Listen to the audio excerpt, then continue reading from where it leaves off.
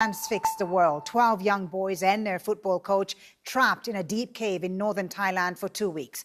Well, within just the last few hours, workers have rescued at least 4 of the boys by helping them swim, crawl and dive in extremely difficult conditions. The operation continues to save the remaining 9 others, but bad weather threatens the already complicated rescue mission. We'll go live to ask Heidler shortly, who's been covering this story for us from Thailand. But first, here's what the governor of Chiang Rai province had to say about the rescue operation. I would like to inform everyone at home and all those who have been giving us support all along that after 16 days, today's the day we've been waiting for. We are seeing the Wild Boar football team in the flesh now. All right, live now to Scott Heidler, who's near the site of that rescue in Chiang Rai. Scott, it would seem that this rescue mission, at least the initial phase, is going pretty quickly, much quicker than they were anticipating. Just bring us up to speed with the latest first. It is several hours quicker than expected, Foley. Initially, we heard 10 a.m. this morning, the official announcement from the head of the rescue mission that we just heard that sound from there.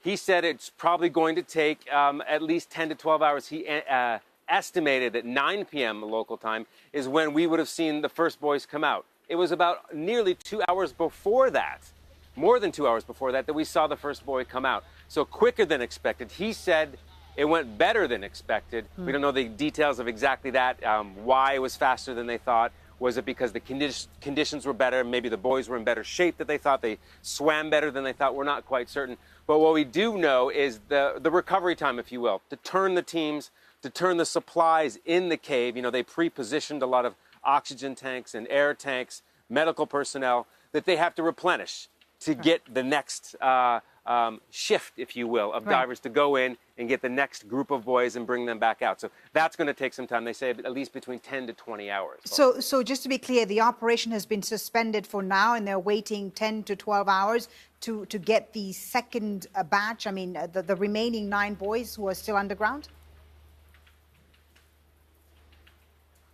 Yes.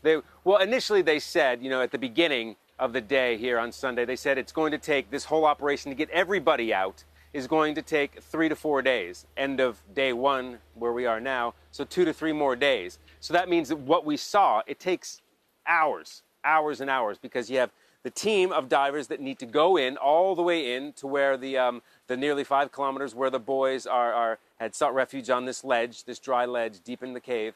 Takes them 5 hours about to get there. Then it takes another 5 hours plus to get the boys out. Well, I should say minus, because they got out quicker than that today. So it is kind of a process that they can only do so much. And then all the oxygen tanks, all the material that they pre-positioned for this operation has to be replenished. And again, that takes another diving team so many hours to go in and take the oxygen tanks and place them where they need them. Refresh the staff, I would imagine, the medical staff in Chamber 3, which is kind of like a internal cave operations center, need to replenish everything there. So that's what's going to take 10 to 20 hours, the head of the rescue mission says, before they're comfortable enough to get back in.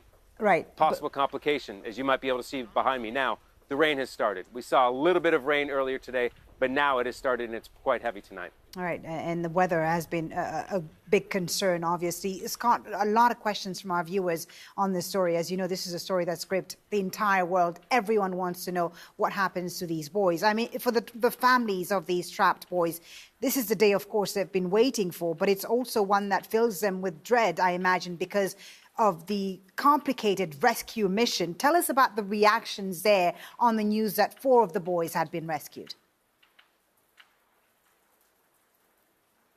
Oh, everyone is just amazingly happy. This is something over the last, say, week, once the boys were found, it's really transfixed the world because of the story, because of the arc of what's happening in the drama.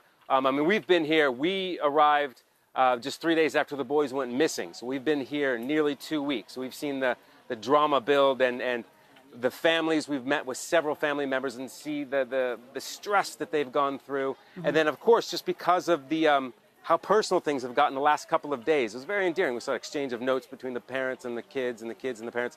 Very endearing. So it's this story that has really captivated everyone. And yes, the reaction, the initial reaction, this is fantastic. 4 boys are out. Obviously, those parents, we've been speaking to some parents who have been up at the cave site throughout this whole process. You know, you can only imagine, you know, you've got this group of parents, boys coming out, bundled up, taken to a medical facility, given a good once-over, taken to the hospital. The parents, they want to know if that's their son. They want to know if that's their boy. Right.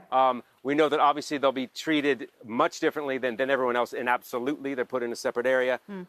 So what will be interesting is when word starts to come out that they find out who they are and, you know, what the next batch might be. But again, you know, still have a couple more days, but first stage, good news, 4 boys out. Yeah, a lot of optimism. Just 2 questions before we leave you, Scott, from viewers who are watching us. One from Paula, who's watching us from the UK on Facebook, and she asks, how did these kids get down there in the first place? And another one that you can answer at the same time, one from Aminu, also on Facebook, who says, how did they manage to feed themselves in the cave for 2 weeks? Well, the reason they made their way in, and again, it's close to 5 kilometers in, this community, actually it's very interesting where some of the helicopters left that took some of the boys to a nearby hospital 60 kilometers away, provincial capital hospital, most sophisticated in the area. That is the football pitch that they were practicing on Saturday, June 23rd. And as this team is from this community, and this cave is very famous in Thailand and specifically in this community, they've gone there several times with this football coach for training, for team building. So it's something they'd done before. And it was actually somebody's birthday. One of the boys was his birthday. It was his birthday, so they went there to celebrate his birthday. They were inside, we don't know for how long. Floodwaters came in. You know, it's the monsoon season. They rushed in and blocked them in. What we do know, right next to that football pitch, we spoke to a woman, possibly one of the last people to see them before they went in the cave. She said she sold them a bunch of snacks and some water. So clearly they knew they're going to go on a hike for quite some time. So that's, to answer the second question, that's all the food they had. They were in there for 10 plus days just with chips, snacks, and a little bit of water.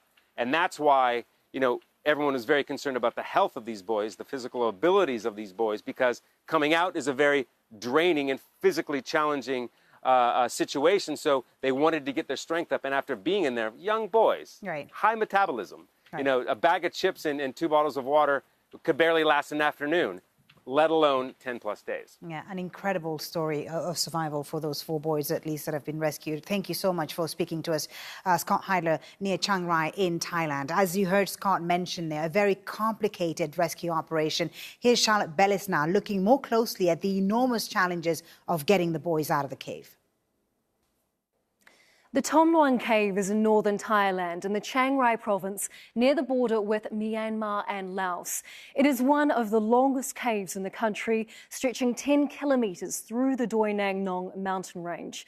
The boys are stuck just past a cavern known as Pattaya Beach.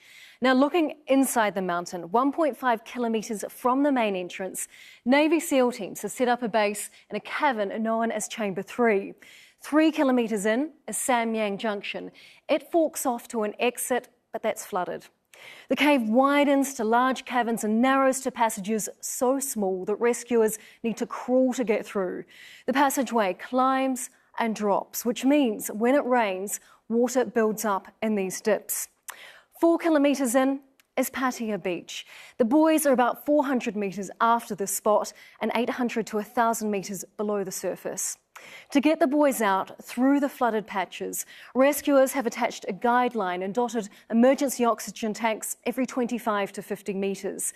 The plan is that as they swim, one Navy diver will be beside them, another one behind. Keep in mind, some boys don't know how to swim, there are strong currents, and the water is dark and muddy. They're being given wetsuits, boots, helmets, and a scuba mask, but no tank. The proposal being they'll get oxygen from their dive buddy supply. Now, it'll take at least 5 hours to get each boy out, so in all, it may take a couple of days to complete the rescue. Well, let's discuss this rescue operation a bit further now with Anmar Mirza, who's the coordinator for the U.S. National Cave Rescue Commission. He joins us on Skype from Williams in Indiana. Thank you so much for being with us on Al Jazeera. You're welcome. There's been no shortages of warnings, of course, in recent days about just how risky this rescue attempt is. They were expecting the operation to go on for 3-4 days, but it would seem things are moving pretty quickly for this first phase anyway. What do you think has made that possible? Well, when we do contingency planning in rescue, we always try to think of it in the longer run, simply because that we make the plan based on the worst case scenario, and that way we have adequate material, supplies, personnel, and timing to know that we can take care of the problem. And usually it works out that we actually exceed our expectations. And in this case, it sounds like they dramatically exceeded their expectations, which is a very good thing on a number of levels. One, of course, the boys get out quickly, but it's also they've proven that their plan works, and so that that actually decreases the risk for the remaining boys. Right. There is still a risk, but it decreases that risk. So it decreases the risk, you say. We're hearing that they're suspending the operation for 10, 12 hours. Why would that be the case? I mean, I've read, some articles where some doctors have said that part of the reason they're doing this rescue at night is because the boys haven't seen daylight in almost 2 weeks, and they wouldn't want to shock them if they did the rescue operation during daytime. Is that a factor, or are there other factors involved in suspending the operation right now?